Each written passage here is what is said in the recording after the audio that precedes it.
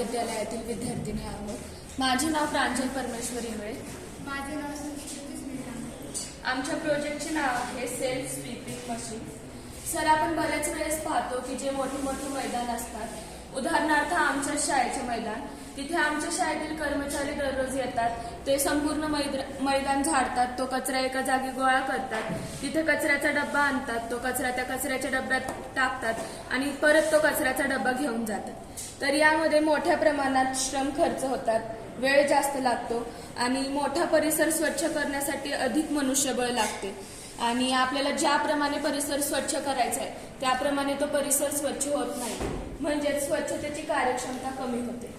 तर या सर्व समस्यांवर आम्ही उपाय म्हणून हे यंत्र बनवलं आहे, ज्याचं नाव आहे सेल्फ स्वीपिंग मशीन। ही संकल्पना अशी आहे की ही कचरापेटी पुढे ढकलल्यामुळे ह्याची चाके फिरल्यामुळे तो झाडू फिरेल आणि कचरापेटीच्या आत। आत्ताच हिने सांगितल्याप्रमाणे जेव्हा आपण ही पेटी पुढे ढकलू तेव्हा हे चाक फिरतील आणि इथलं गिअर यंत्रणा सक्रिय होईल, त्यानंतर हे झाडू फिरतील, गतीज ऊर्जा या झाडूंना मिळेल आणि हे झाडू फिरतील आणि कचरा आतमध्ये घेतला जाईल।